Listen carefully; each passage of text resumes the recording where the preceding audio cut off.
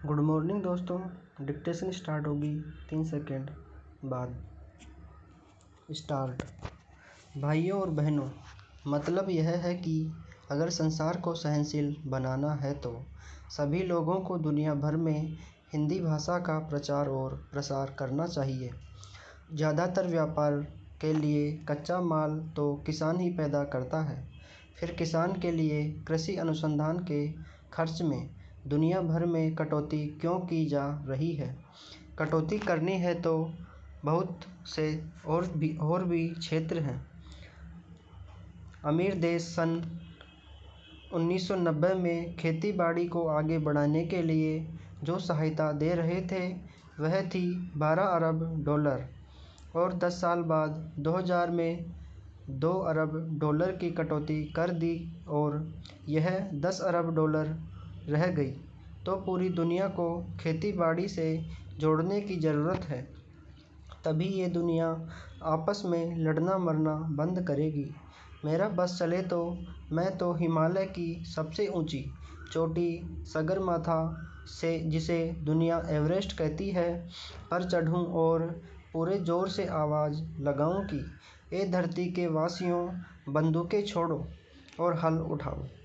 नहीं तो आप ही सोचो कि 20 साल बाद सन 2020 में जब दुनिया की आधी आबादी 8 अरब हो जाएगी तो सबको खिलाने लायक खाद्यान्न कैसे उपलब्ध होगा।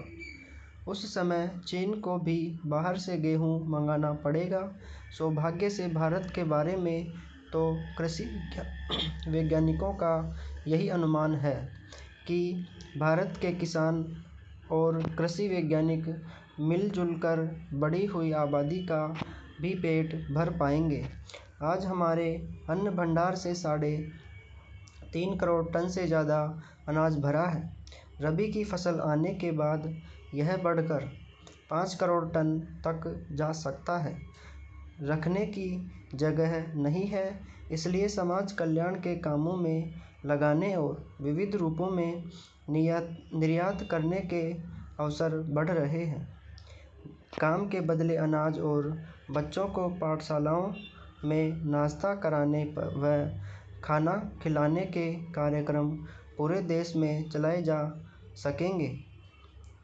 यह एक तरह से दूसरी कृषि क्रांति का ही नतीजा है कि हम 101 करोड़ से ज़्यादा आबादी को अपने खेतों में उपजाई फसल से ही खाद्यान्न उपलब्ध करा रहे हैं।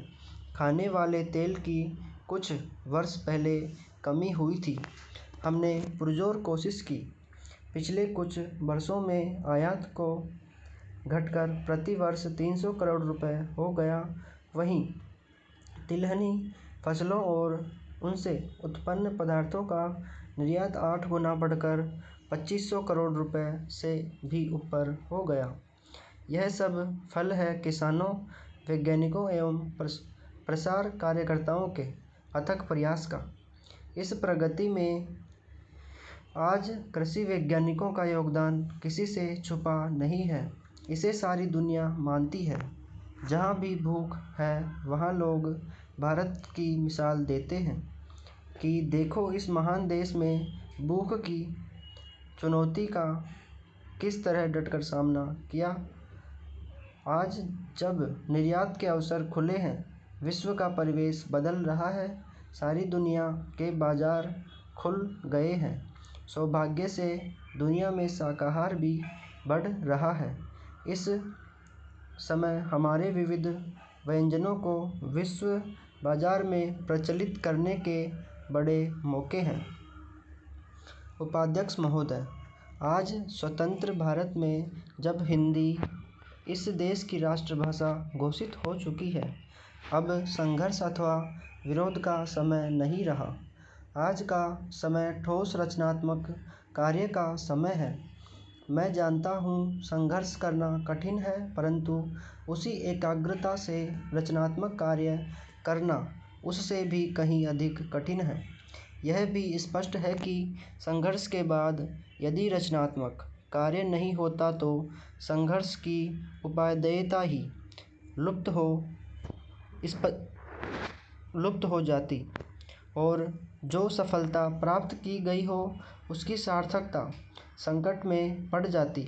इसलिए रचनात्मक कार्य में के समय की वास्तविकता परीक्षा का समय माना जाता है, जिसमें उन सभी सिद्धांतों, उद्देश्यों और आदर्शों की पूरी परख होती है जिनका सहारा लेकर संघर्ष को जीवित रखा गया हो।